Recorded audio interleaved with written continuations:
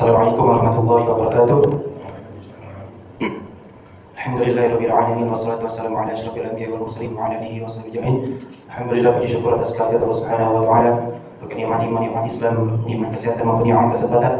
Kita masih bisa dapat berkumpul di sini dalam rangka salat maghrib berjamaah. Kemudian dilanjutkan dengan majlis ta'lim dan insyaallah nanti akan lanjutkan dengan salat isya berjamaah. Alhamdulillah. Semuanya, apapun kondisi kita adalah semua karunia dari Allah Subhanahu wa taala. Ya, semua ada pelajarannya yang dapat kita ambil, tinggal kita saja mau berpikir atau tidak. Ya, di setiap kondisi kita. Di setiap lapang, di setiap sempit, di setiap sakit atau di setiap sehat, ataupun di setiap waktu luang atau di setiap waktu sempit, semuanya ada pelajarannya. Tinggal manusianya saja yang mau berpikir atau tidak. Ya, seperti itu. Alhamdulillah, kita pada hari ini masuk kepada surat yang baru. Yaitu surat Abasa.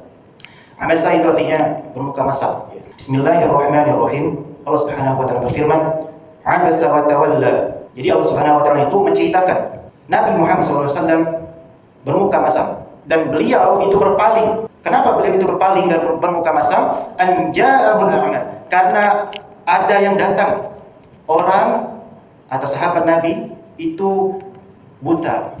Kondisi fisiknya buta, tidak bisa melihat.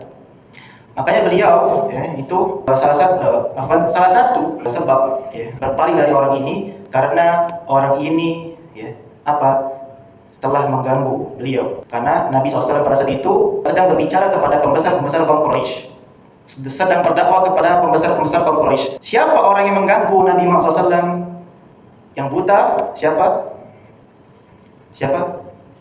Abdullah ibn Amr ibn Ummi Maktum. Jadi orang yang buta yang bertanya kepada Nabi Muhammad SAW ketika Nabi Muhammad SAW itu sedang berdakwah kepada pembesar-pembesar kaum Quraisy, itu adalah Ibnu Ummi Maktum, atau nama panjangnya Abdullah ibn Amr ibn Ummi Maktum. Kenapa Nabi Muhammad SAW itu beliau itu bermuka masam kemudian berpaling dari Ibnu Ummi Maktum ini? Karena kata Syekh Shalih Al-Utsaimin rahimahullah taala, ar-raja'u fi islami haula'il ulama. Pada saat itu Nabi kita Muhammad itu ketika berdakwah kepada pembesar Quraisy berharap bahwasanya pembesar-pembesar Quraisy ini atau kepala pecongnya Quraisy ini masuk Islam. Karena kalau seandainya kepalanya itu masuk Islam, maka bawahan-bawahannya atau pengikut-pengikutnya atau followernya itu insya Allah akan masuk Islam. Maka dari itu Nabi Muhammad SAW itu berharap seperti itu. Tapi diganggu oleh Ibnu Ummi Maktum. Makanya di tafsir Al-Qurtubi dikatakan bahwasannya Ibnu Ummi Maktum ini bukan jalan sendiri, tapi ada pengawalnya. Bukan pengawal, pendamping. Nah, Nabi SAW itu sudah memperingatkan kepada pendampingnya bahwasannya jangan mendekat dulu kepada Nabi, karena Nabi itu sedang berdakwah kepada pembesar Quraisy. Tapi karena Ibnu Ummi Maktum ini memaksa, maka lanjut saja jalan beliau mendekati Nabi Muhammad SAW kemudian bertanya, wahai Rasulullah, ajarkan kepadaku, ajarkan sesuatu padaku yang engkau dapatkan dari wahyu Allah Subhanahu wa taala. Nabi SAW itu bermuka masam dan mencuekkan Abdullah ibn Amr ibn Ummi Maktum. Dan dijawabnya pertanyaan beliau rahimahullah taala. Nah, itu pelajaran yang pertama, Jadi kondisinya seperti itu. Nah, kemudian dari yang pertama tadi Nabi SAW itu berharap bahwasannya pembesar-pembesar Quraisy itu masuk Islam. Kemudian yang kedua, kalau seandainya Nabi Muhammad itu memperhatikan pertanyaannya Ibnu Ummi Maktum, atau bahasa lain ngagoi pertanyaannya Ibnu Ummi Maktum, maka pembesar-pembesar Quraisy akan beranggapan kepada Nabi Muhammad, ternyata pengikut Muhammad ini levelnya rendah pembuta, miskin, level rendah. Nah, kalau sudah dicap level rendah, maka pembesar itu tidak mau mengikuti Nabi Muhammad. Rendahan itu, kami tinggi galau, jabatan tinggi galau di sini. Itulah kenapa alasannya Nabi Muhammad itu bermuka masam dan berpaling dari sahabat Nabi yang bernama Abdullah ibn Amr ibn Ummi Maktum. Kemudian yang kita dapat ambil pelajaran juga dari kisah ini adalah bahwasanya apabila kita ingin meminta waktu orang lain, maka lihatlah kondisi orang tersebut. Apakah orang tersebut itu lagi sibuk atau tidak? Bisa ditemui atau tidak? Maka carilah waktu luang untuk bertemu dengan dia. Jangan cari waktu di saat orang itu sibuk. Ya. Kadang juga ada jamaah yang ingin bertanya misalnya, WA ustadznya misalnya, Ustaz, Assalamualaikum ini. Cuma di-read ustadznya saja. Mungkin ustadznya itu baru balas 1 minggu kemudian. Karena bisa jadi ya, ustadz tersebut nyari jawabannya. Atau bisa jadi kondisi ustadz tersebut lagi sibuk. Jadi belum sanggup untuk menjawab pertanyaan jamaah tersebut. Ditambah lagi kadang jamaah itu meminta dalil. Nah ustadznya ini tidak pegang kitab. Mungkin lagi di perjalanan misalnya kan. Nah itu yang lebih susah lagi. Kan itu. Jadi ketika kita bertanya kepada orang yang lebih berilmu atau ingin meminta waktu kepada orang lain, maka lihatlah kondisi orang tersebut. Maka itulah pelajaran yang dapat diambil dari kisah Abdullah ibn Amr ibn Ummi Maktum. Kemudian Allah Subhanahu wa taala berfirman, "Wa ma yudrika la'allahu yazakka." Nah ini Allah itu menegur kepada Nabi Muhammad SAW ya, dari kisahnya Abdullah ibn Amr ibn Ummi Maktum ya, kata Allah, "Wa ma yudrika la'allahu yazakka." Tahukah kamu ya, bisa jadi ya, orang ini itu Ibn Ummi Maktum ya, bisa jadi dia itu memang pengen mensucikan jiwanya, bisa jadi pengen menghapus dosa-dosanya, sehingga beliau itu bertanya kepada Nabi Muhammad SAW bagaimana caranya menghapuskan dosa ya, itu wa ma yudrika la'allahu yazakka aw yadhakkaru fatanfa'ahu dzikra, atau ya, beliau ingin meminta faedah, meminta pelajaran yang bermanfaat untuk diri dia sendiri. Jadi bisa jadi awalnya Abdullah ibn Ummi Maktum ini ia ingin membersihkan jiwa, atau bisa jadi ingin mengambil pelajaran atau mengambil hikmah atau mengambil ayat-ayat dari ayat suci Al-Quran yang disampaikan oleh Nabi Muhammad SAW. Nah itu. Nah maka dari itu pelajaran yang ketiga yang dapat kita ambil dari kisah Abdullah ibn Amr ibn Ummi Maktum adalah bahwasanya kalau ada orang yang serius kepada kita sesuatu apapun, maka dahulukanlah orang yang serius ini. Misalnya ada yang serius ingin melamar anak kita misalnya, dia serius, dia sudah siap, maka lanjut ke jenjang yang selanjutnya. Kalau orang yang serius sudah siap, yang benar-benar siap, ya berbeda dengan orang yang belum siap misalnya. Atau ada orang yang ingin melamar pekerjaan misalnya di kantor kita, dia serius, dia siap, maka lanjutkan. Ya. Seperti itu Pak. Itu adalah pelajarannya yang ketiga dari kisah Abdullah ibn Amr ibn Maktum. Kemudian Allah Subhanahu wa taala berfirman, "Amma man istaghna." Dan adapun orang-orang yang merasa ya, dirinya cukup, orang-orang yang tidak mau menerima nasihat, ya. Itu para pembesar-pembesar Quraisy tadi. Jadi para pembesar-pembesar Quraisy ini Pak tidak mau menerima nasihat. Ya. Amma man istaghna fa anta lahu tasadda. Kemudian engkau itu memperhatikan mereka, wa ma 'alaika alla yazakka. Padahal kalau seandainya pembesar Quraisy ini menolak nasihat engkau, menolak ajaran engkau tidak dapat dosa. Engkau tidak dapat dosa. Tapi ya, Nabi Muhammad SAW berusaha keras pada saat itu berdakwah kepada pembesar Quraisy, berusaha semaksimal mungkin. Tapi mereka tidak mau menerima ajaran Nabi Muhammad SAW. Nah, itu mereka tidak serius. Makanya Allah sindir dalam Al-Quran. Nah, seperti itu, tidak mendapatkan apa-apa. Jadi kalau mereka itu nolak pun, engkau tidak berdosa Nabi Muhammad. Kenapa? Engkau itu hanya penyampai, tabligh, hanya menyampaikan apa yang Allah wahyukan. Seperti itu. Kemudian ayat yang selanjutnya Allah Subhanahu wa taala mengatakan, "Wa amma man jaa'a yas'a." Dan adapun orang-orang yang datang kepada beliau sallallahu alaihi wasallam dengan segera, dengan cepat, ya. Ini cerita Abdullah ibn Ummi Maktum. Jadi beliau rahimahullah taala serius mendatangi Nabi, cepat-cepat mendatangi Nabi karena memang beliau ingin meminta faedah, meminta pelajaran, ya. Wa huwa yakhsha. Kemudian Abdullah ibn Ummi Maktum tadi dia takut, dalam keadaan takut memang, karena yakhafullah, karena beliau itu memang takut kepada Allah dalam hatinya, biqalbi, ya, dalam hatinya. Fa anta anhu talaha, tapi engkau itu mengabaikannya. Di situ plot twist-nya, Jadi pelajaran yang berapa di sini? Yang keempat ya? Apa yang ketiga? Apa yang kelima? Saya lupa. Keempat lah salah ya.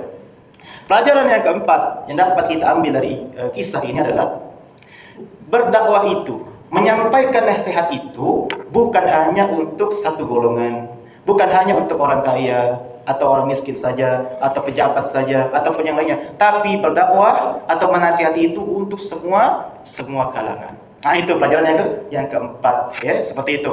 Kemudian ayat yang selanjutnya Allah Subhanahu wa taala mengatakan, "Kalla innaha tadhkirah. Sekali-kali tidak. Atau kalau di sini saya ingin mengatakan bahwasanya la taf'al mithla dzalik. Jangan kau kerjakan seperti itu. Ya, jangan seperti itu. Ya, maksudnya itu jangan mengabaikan orang yang serius ketika ingin bertanya, ketika ingin meminta ilmu, jangan diabaikan. Kalla innaha tadhkirah. Sekali-kali jangan, innaha tadhkirah. Sesungguhnya ajaran Tuhan itu adalah peringatan. Sebagai peringatan, ya. Jadi sebagai peringatan, tadhkirah. Tudzakkirul insanu bima yanfa'uhu. Nah, sebagai peringatan bagi manusia, ya, karena itu bermanfaat untuk mereka, seperti itu. Kalla innaha tadhkirah. Faman syaa'a dzakara. Dan siapa yang menginginkan peringatan tersebut, ingin mengambil pelajaran tersebut, adzakara. Mereka pasti berjuang untuk mentaati ajaran tersebut, ya, berjuang, ya, berusaha untuk mentaati ajaran tersebut. Faman syaa'a dzakara. Atau bahasa lainnya itu berusaha untuk mempraktekkan ajaran Al-Quran tersebut bagi orang yang memang benar-benar pengen, ya, mengambil pelajaran. Makanya di sini saya ingin mengatakan bahwasanya siapa yang menginginkan untuk, ya, mengambil pelajaran tersebut atas apa yang telah diturunkan kepada Nabi Muhammad di Al-Quran, ya, maka dia akan mengikuti nasihat-nasihat dari beliau sallallahu alaihi wasallam. Ataupun di ayat yang lain Allah Subhanahu wa taala mengatakan faman syaa'a falyu'min wa man syaa'a falyakfur. Siapa yang ingin beriman lajulah, dan siapa yang kafir lajulah, terserah itu. Nah, jadi itu adalah Allah memberikan apa? Sebuah pilihan. Kau nak masuk surga, lajulah. Nak masuk neraka, lajulah. Terserah kau, ya. Tapi Ustaz, kan sudah ditakdirkan kita masuk surga atau neraka di dalam kitab Lauhul Mahfuz. Yang jadi pertanyaan, apakah kita itu tahu bahwasanya kita masuk surga? Tidak tahu. Kita juga tidak tahu apakah kita masuk neraka. Jadi tidak ada yang tahu. Jadi kita sendiri yang melakukan takdir kita itu masing-masing. Adapun nanti di akhir hayat, maka itu adalah takdir kita. Jadi nama takdir itu apa? Sesuatu yang telah kita dapatkan itu disebut takdir, atau sesuatu yang kita alami itu disebut takdir, ya. Nah, kita dapat 10 juta itu takdir, belum dapat 10 juta itu juga takdir. Jadi sesuatu yang sudah kita alami disebut takdir. Adapun sesuatu yang belum kita alami itu belum jadi takdir kita, seperti itu, ya. Kita belum mengalami masuk surga, artinya belum jadi takdir kita, ya. Tapi di dalam kitab Lauhul Mahfuz sudah tercatat, ya, seperti itu. Nah, itu, ya. Jadi Allah itu memberikan sebuah keleluasaan, ya, kepada manusia. Yang nak kafir lajulah, nak beriman lajulah, yang nak jadi pendosa lajulah, yang nak jadi orang soleh lajulah, terserah. Kemudian Allah Subhanahu wa taala berfirman selanjutnya, fi suhufim mukarramah. Dan pada ajaran-ajaran tersebut terdapat pada suhuf-suhuf atau kitab-kitab yang dimuliakan. Jadi kitab-kitab yang dimuliakan, suhuf itu adalah kitab-kitab. Adapun, ya, di tafsir yang lain, ya, suhuf itu artinya lembaran-lembaran yang berisi tentang ajaran-ajaran Nabi sebelumnya. Jadi Nabi itu, Pak, berjumlah 124.000 Nabi. Kemudian Rasul itu 315 berdasarkan hadis Nabi SAW. Nah, jadi bukan hanya Nabi 25 Nabi saja, bukan, ya. Jadi banyak Nabi-Nabi, kemudian mereka mempunyai suhuf-suhuf atau kitab-kitabnya sendiri untuk umat-umat tertentu, ya, seperti itu. Nah, kemudian ajaran tadi berada pada dalam kitab, ya, marfu'atin mutahharah, dan kitab ini derajatnya tinggi dan suci. Jadi setiap kitab yang dianugerahkan kepada Nabi, terutama Al-Quran, kepada Nabi Muhammad SAW, itu derajatnya tinggi dan bersih, suci, ya. Maka dari itu lanjutan dari ayatnya bi aidi safarah. Kemudian kitab ini dipegang atau dibawa oleh para malaikat-malaikat yang mulia. Jadi Allah Subhanahu wa taala itu memerintahkan, misal Jibril yang menurunkan wahyu.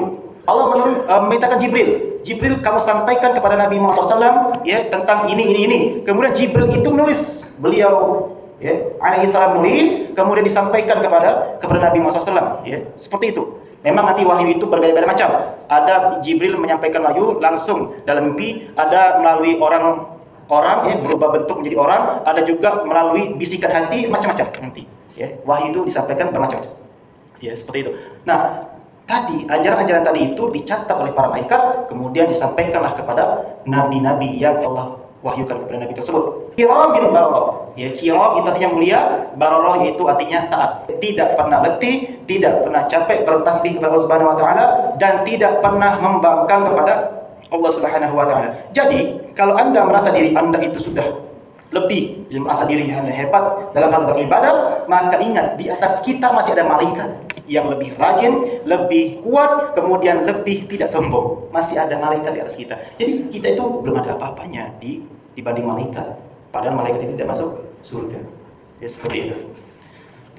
Kemudian ayat selanjutnya, qutilal insanu ma akfara. Maka kutila arti di situ memang bisa membunuh, ya, atau binasa, atau celaka, atau terlaknat bahasa di situ, ya. Kalau di sini Syaikhul mengatakan lu'ina, artinya terlaknat, ya. Qutilal insanu ma akfara. Maka terlaknatlah manusia itu, siapa yang dia itu mengingkari, atau dia itu kafir, atau dia tidak beriman kepada Allah Subhanahu wa taala. Apa ini maksudnya? Ya tadi, al-muradu bil insani huna al-kafir khassatan. Jadi maksudnya adalah manusia di sini adalah dia itu kafir secara khusus. Jadi memang yang binasa itu adalah manusia yang kafir, yaitu secara khusus, ya, seperti itu. Min ayyi syai'in khalaqa. Nah, di sini Allah Subhanahu wa taala itu menyindir lagi, ya. Kenapa, ya? Manusia ini bisa kafir, atau bisa kufur nikmat, atau bisa menjadi pembangkang atau pendosa.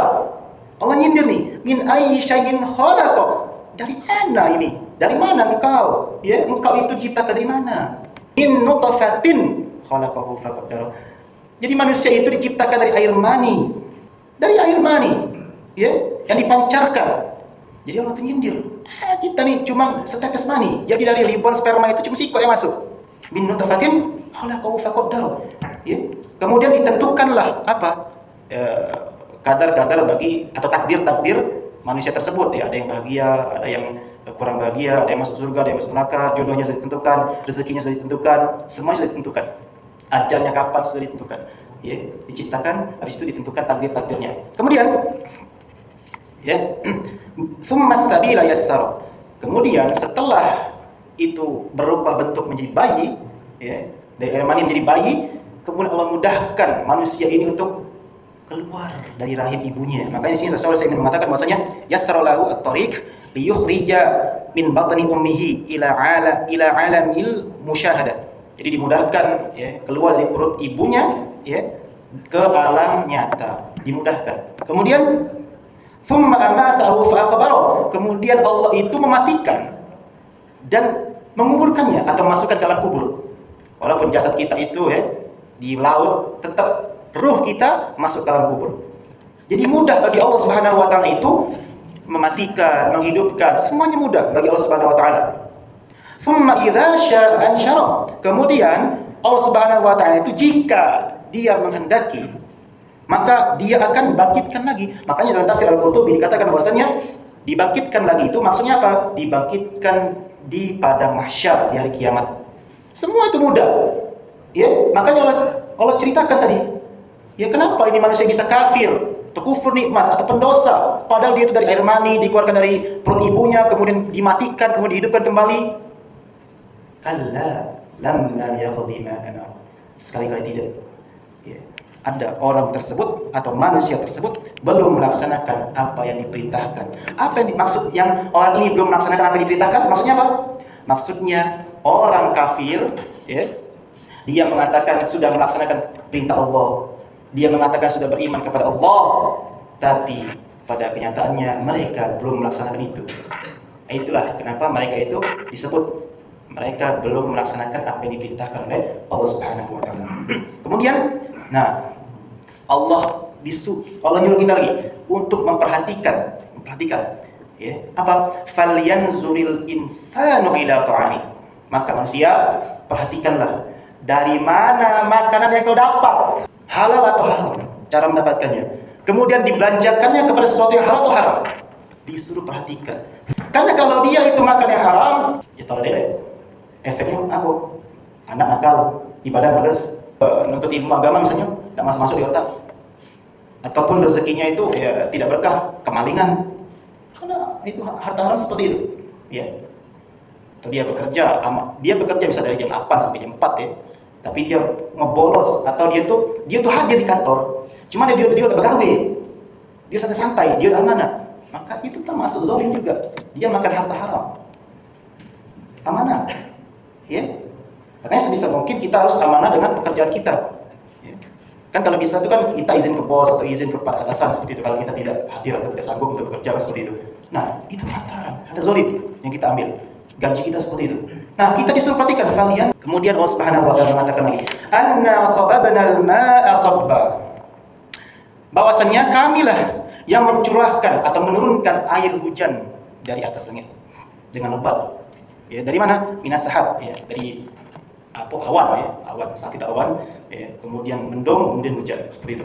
Kamilah yang menurunkan curah hujan dari langit, seperti itu. Kemudian thumma syaqaqna al-ardha syaqqa. Kami juga, kata Allah, ya. Kami juga yang membelah bumi dengan sebaik-baiknya. Maksud membelah bumi itu adalah nanti di bumi ini bisa ditanam biji-bijian. Nah, dari biji-bijian itu bisa tumbuh, ya. Tanah itu bisa retak. Nah, itulah maksud membelah bumi di situ. Ya, makanya di ayat yang selanjutnya Allah mengatakan fa'ambatna fiha habba. Dari situlah kami tumbuhkan tumbuh-tumbuhan dan biji-bijian. Tumbuh-tumbuhan, ya, dari biji-bijian tuh tumbuh menjadi pohon, tumbuh menjadi bunga, dan tumbuh menjadi buah. Kemudian Allah Subhanahu wa taala berfirman lagi, wa 'inaba wa qadba. Jadi bukan hanya tumbuh-tumbuhan dan biji-bijian, tapi Allah beri kita anggur. Kemudian Allah beri kita sayur-sayuran. Wa zaituna wa nakhla. Kemudian Allah berikan kita itu zaitun dan kurma. Kemudian apa lagi? Wa hada'iqa gulba. Kemudian Allah berikan kita itu kebun-kebun yang lebat atau kebun-kebun yang rindang. Kemudian Allah Subhanahu wa taala berkata lagi, wa fakihatan wa abba, dan Allah berikan kepada kita buah-buahan dan rumput-rumputan yang untuk bermanfaat untuk apa? Mata'an lakum wa li an'amikum. Semua itu untuk kesenangan kalian dan binatang ternak kalian. Itu tumbuhan, kemudian kurma, buah-buahan, kemudian zaitun, kemudian rumput-rumputan. Semua itu mata'an lakum wa li an'amikum. Semua itu untuk kalian dan untuk binatang ternak kalian. Maka itulah sindiran Allah sebenarnya, ya. Ya, kenapa kan untuk kafir bisa? Macam itu. Di ayat yang pertama tadi. Nah, di ayat yang selanjutnya Allah Subhanahu wa taala mengatakan fa idza ja'atis sakhah, bila, ya, telah datang. Sakhah itu adalah tiupan yang sangat mencekik. Apa bahasanya? Yes, tiupan sangkakala yang sangat kencang artinya. Dan tiupan sangkakala ini adalah tiupan yang kedua. Jadi tiupan yang pertama itu adalah tiupan semua itu hancur, bumi dan langit, dan tiupan yang kedua. Cerita ini adalah tiupan yang kedua. Jadi fa idza ja'atis sakhah, dan apabila datang tiupan sangkakala yang sangat mencekik suaranya, ya, sangat pokoknya sangat keras intinya. Yauma yafirrul mar'u min akhihi. Ketika sudah ditiupkan sangkakala, semuanya itu dibangkitkan oleh Allah Subhanahu wa taala. Manusia sudah dibangkitkan oleh Allah Subhanahu wa taala, semuanya dari zaman Nabi Adam sampai zaman manusia terakhir di bumi ini. Kemudian yauma yafirrul mar'u min akhihi. Hari itu mereka itu semuanya menjauh dari saudara mereka sendiri. Wa ummihi wa abihi, dan dari ibu dan bapaknya. Dan Syekh Shalih Utsaimin mengatakan bukan hanya jauh dari ibu dan bapaknya, tapi dulur-dulurnya, kakek-kakeknya semua jauh. Wasahibatihi wa bani, dan jauh dari pasangan hidupnya, yaitu suami atau istri, atau jauh dari anaknya. Kenapa? Likulli imri'in minhum yawma idzin sya'nun yughni. Karena pada saat itu, di hari kiamat, di padang mahsyar, semua mereka itu, ya, sibuk dengan urusannya masing-masing. Nabi SAW itu pernah berkata kepada Aisyah, innakum tuhsyaruna yawmal qiyamati khufa'an uratan ghurlan. Semuanya kalian itu nanti, ya, akan dikumpulkan di hari kiamat itu, ya, tanpa alas kaki, tanpa berpakaian atau telanjang, kemudian tidak disunat. Jadi belum disunat kita nih, baik laki-laki ataupun perempuan. Semuanya dikumpulkan. Tidak kati alas, tidak kati pakaian, tidak pula disunat. Aisyah bertanya, qalat Aisyah, ar-rijal wa nisa'u yanzuru ba'dhum ila ba'dhin. Apakah laki-laki dan perempuan itu masing-masing saling melihat? Kata Nabi SAW, qala Nabi SAW, al-amru a'dhamu min an yanzura ba'dhum ila ba'dhin. Ketahuilah Aisyah bahwasanya perkara pada saat itu, perkara di hari kiamat saat itu adalah lebih besar, lebih mencekam daripada saling melihat aurat satu sama lain. Makanya sangat menakutkan ketika di hari kiamat itu. Kemudian Allah Subhanahu wa taala mengatakan lagi, ada orang-orang yang bahagia, ada orang-orang yang celaka. Wujuhun yawma idzin musfirah, dan pada hari itu ada wajah-wajah yang musfir. Musfir itu artinya senang ya, atau berseri-seri atau sumringah ya. Musfirat seperti itu. Siapa itu? Li'annaha wujuhul mu'minina tusfiru amma fi qulubihim minas sururi wal insyirah. Nah, karena wajah-wajah orang mukmin pada saat itu, mereka itu berseri-seri, termasuklah dalam hati mereka itu merasa senang ya. Kemudian apa? Kemudian merasa lapang. Ya, lapang hati orang-orang mukmin pada saat itu. Dhahikatun mustabsyirah. Kemudian bukan hanya berseri-seri, tapi mereka itu lebih dari itu, ya, tertawa ya. Atau mustabsyir, yaitu gembira, lebih dari senyum, tapi gembira lagi. Ya, itu. Bukan hanya senyum tapi gembira.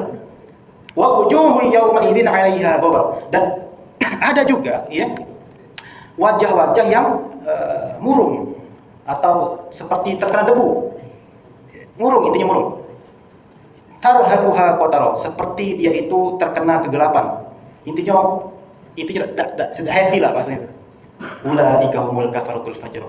Siapa itu? Itu orang-orang yang kafir dan orang-orang yang banyak dosanya atau fajir. Jadi pendosa itu wajahnya murung. Adapun orang-orang mukmin itu nanti wajah mereka itu sumringah, ya, sumringah atau cerah atau ya, senang lah intinya seperti itu. Nah, itu saja mungkin yang dapat saya sampaikan. Selesai ya surat Abasa.